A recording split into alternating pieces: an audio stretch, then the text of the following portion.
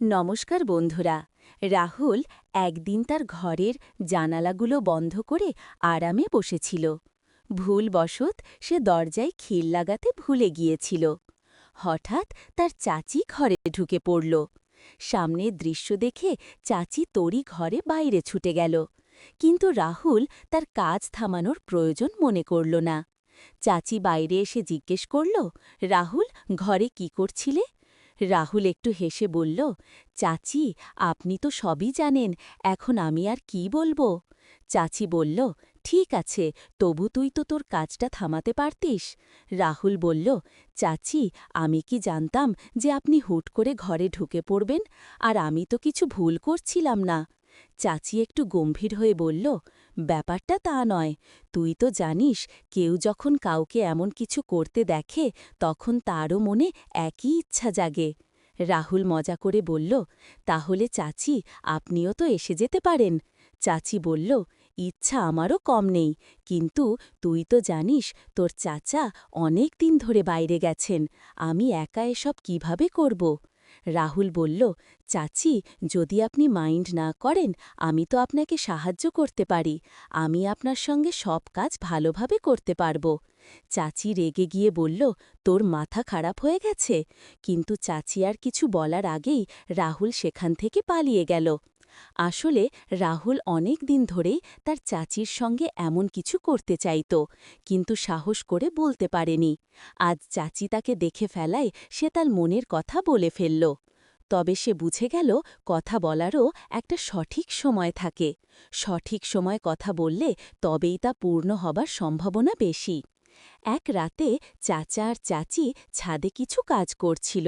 রাহুল তাদের দূর থেকে দেখছিল। কিছুক্ষণ দাঁড়িয়ে দেখল যেন তাদের মধ্যে কিছু একটা চলছে। চাচা পুরো মনোযোগ আর পরিশ্রম দিয়ে কাজ করছিল। রাহুলের এখনও বিয়ে হয়নি, তার বয়স ২৪ বছর। তার চাচি খুবই সুন্দরী আর আকর্ষণীয়। সে সবসময় রাহুলের সঙ্গে মজামস্তি করত। চাচি আর রাহুলের মধ্যে একটা বন্ধুত্বের সম্পর্ক গড়ে উঠেছিল। চাচি যখন নতুন বিয়ে করে এ বাড়িতে এসেছিল তখন তার মধ্যে একটা অহংকার ছিল, তবে এটা স্বাভাবিকই ছিল, কারণ সে যেন কোনো হিরোইনের থেকে কম ছিল না। চাচির উচ্চতা বেশ ভালো, চোখ দুটো গোল, গায়ের রং ফর্সা আর শরীরের গঠন আকর্ষণীয়। যখনই সে রাহুলের দিকে তাকাত তার চোখের দৃষ্টি যেন রাহুলকে ভেদ করে দিত, কিন্তু কথা বলার সময় চাচি মুখ ভেঙে যেত। তখন থেকেই রাহুল বুঝে গিয়েছিল যে চাচির মধ্যে তার সৌন্দর্য নিয়ে একটা গর্ব আছে। রাহুলের চাচা একটা কোম্পানিতে কাজ করত, যেটা তাদের বাড়ি থেকে ২৫ কিলোমিটার দূরে ছিল, তাই চাচা বাড়ি ফিরতে ফিরতে মাঝরাত হয়ে যেত। কখনো কখনো তিনি বাড়ি ফিরতেন না, কয়েকদিন ওখানেই থেকে যেতেন, কারণ প্রতিদিন যাতায়াত করা বেশ কঠিন ছিল। চাচা যখন বাড়ি থাকতেন না, চাচি তার ঘরে একা থাকত। রাহুল অনেকবার চাচিকে একা অস্থির হয়ে থাকতে দেখেছে। তার মনে হয়েছে চাচা চাচিকে যতটা ভালোবাসা দেওয়া উচিত ততটা দিতে পারছেন না। এটা রাহুলের কাছে পরিষ্কার হয়ে গিয়েছিল।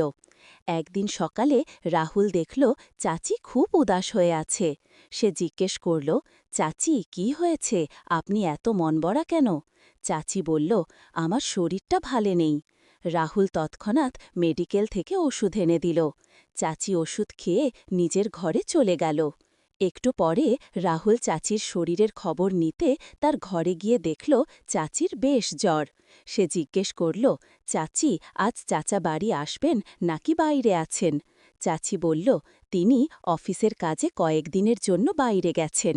এটা শুনে রাহুল ভাবল, এখন কি করা যায়, চাচির অবস্থা তো ক্রমশ খারাপ হচ্ছে। হঠাৎ তার মনে পড়ল তার এক বন্ধুর বাবা ডাক্তার। সে তৎক্ষণাৎ বন্ধুকে ফোন করে বলল, দোস্ত, তুই একটা কাজ কর, তোর বাবাকে তাড়াতাড়ি আমার বাড়ি পাঠা, চাচির শরীর খুব খারাপ। বন্ধু বলল, ঠিক আছে, আমি এখনই পাঠাচ্ছি। কিছুক্ষণ পর ডাক্তার এসে চাচিকে একটা ইঞ্জেকশন দিলেন আর কিছু ওষুধ লিখে দিলেন। প্রায় ১ ঘন্টা পর চাচির শরীর একটু ভালো হতে শুরু করল। পরদিন সকালে রাহুল যখন বাথরুমে যাচ্ছিল, চাচি তাকে ডেকে বলল, রাহুল, ১ মিনিট এদিকে আয়। রাহুল গেলে চাচি বলল, আমাকে মাফ করে দে। রাহুল অবাক হয়ে বলল, কিসের জন্য? চাচি বলল, যখন থেকে আমি এ বাড়িতে এসেছি একবারও তোর সঙ্গে ঠিকঠাক কথা বলিনি, কিন্তু তুই আমার কত খেয়াল রাখিস। রাহুল হেসে বলল, চাচি, কোনো ব্যাপার না, আমি তো আপনাকে নিজের মানুষ বলেই মনে করি।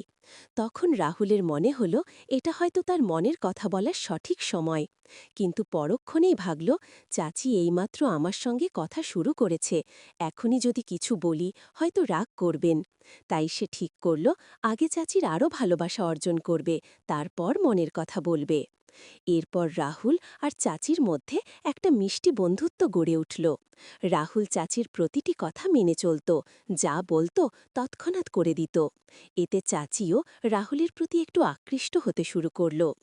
একদিন চাচি বলল, রাহুল, তোর চাচা তো মাঝে মধ্যেই বাড়ি আসে, তুই রাতে আমার ঘরে চলে আসিস, আমরা গল্প করব, নইলে একসঙ্গে বসে সিনেমা দেখব। একা ঘরে আমার মন বসে না। রাহুল মনে মনে ভাবল, মনে হচ্ছে চাচি আমাকে ইঙ্গিত দিচ্ছে, এখন আমার কথা বলা আরও সহজ হবে। সে চাচির ঘরে গেল। চাচি তখন বাড়ির কিছু কাজ করছিল। চাচিকে দেখে রাহুলের মন একটু চঞ্চল হয়ে উঠল। সে ফোনে একটা ভিডিও চালিয়ে দেখতে লাগল।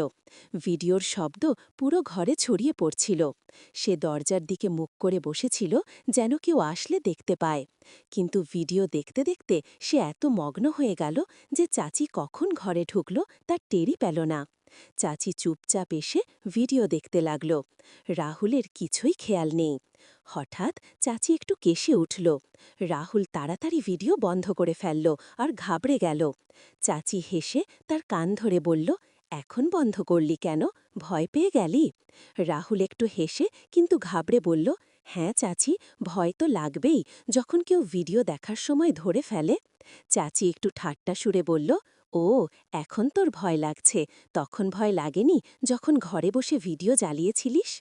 রাহুল লজ্জা পেয়ে বলল, চাচি, কি বলবো, একা থাকলে মনটা কেমন যেন ছটপট করে।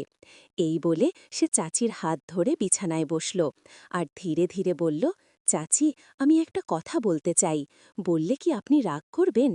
চাচি স্নেহের সুরে বলল, তুই যা বলতে চাস বল, আমি রাগ করব না। রাগ করার হলে তো তোর এই কাণ্ড দেখে তোর চাচার কাছে নালিশ করতাম।